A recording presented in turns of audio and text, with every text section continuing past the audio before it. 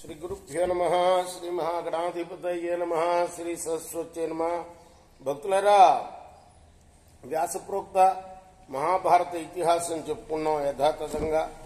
ఇందులో భాగంగా నేటి వరకు ఆదిసభ, అరణ్య, విరాట, ఉద్యోగ, భీష్మ, ద్రోణ, కర్ణ, శల్య, సౌప్తిక స్త్రీ పర్వాలనే 11 పర్వాలు పూర్తి చేశాం. 12వదైన శాంతి పర్వంలో కూడా 138 అధ్యాయాలు పూర్తి చేసి 139వ అధ్యాయంలో 81వ శ్లోకం వరకు చెప్పుకున్నాం. ఈ రోజున 82 నుండి కొనసాగిద్దాం. కొనసాగించే ముందు వ్యాస భగవాను ప్రార్థన చేసుకుందాం.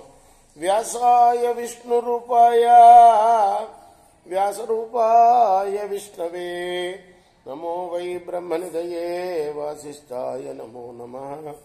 నారాయణం నమస్కృత్య నరం చైవ నరోత్తమం దేవీం సరస్వతిం వ్యాసం తతో జయముదీరయే. సమర్థ గురు సాయినాథ్ మహారాజ్ की जय. दैवं पुरुषकारस्य स्थितावन्योन्य संश्रया उदाराणां तु सत्कर्मा दैवं क्लीबा उपासते. దైవము పురుష ప్రయత్నము ఒకదాన్నొకటి ఆశ్రయించి ఉంటాయి. ఉదారమైన ఆలోచన కలవాళ్ళు సత్కర్మను ఆశ్రయిస్తారు. నపుంసకులు దేవుని మీద భారం వేస్తారు.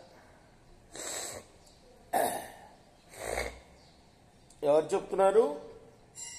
పూజని చెప్తుంది. పక్షి రాజుకు ధర్మం చెప్తుంది. కర్మచ ఆత్మహితం కార్యం తీక్ష్ణం వా యది వా మృదు గ్రస్యతే కర్మశీలస్తు సదానర్థైరకించన. తనకి ఎప్పుడు హితాన్ని కలిగించే పనినే చేయాలి. అది కఠోరమైన మృదువైనా సరే. కర్మను పరిత్యజించినవాడు దరిద్రుడై ఎప్పుడు అనర్థాలకు బలి కావలసి వస్తుంది. తస్మాత్ సర్వం వ్యపోహ్యార్థం కార్య ఏవ పరాక్రమః సర్వస్వమపి సంత్యజ్య కార్యమాత్మహితం నరై. కాబట్టి కాలం, దైవం, స్వభావం వీటినన్నింటినీ కూడా అతిక్రమించి మనిషి ఉద్యమించాలి. దేన్నైనా సరే విడనాడి తనకు హితమైన పనినే నరుడు ఆచరించాలి.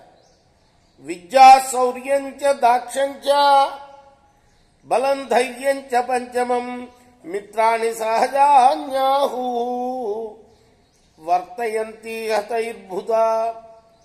విద్య, శౌర్యం, సామర్థ్యం, బలం, ధైర్యం ఈ 5 మనిషికి నైసర్గిక మిత్రులు.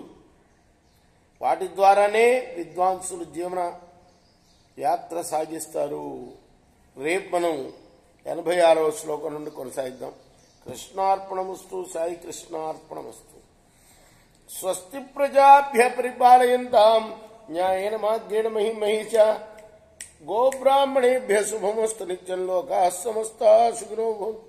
కృష్ణార్పణమస్తు. సాయి కృష్ణ.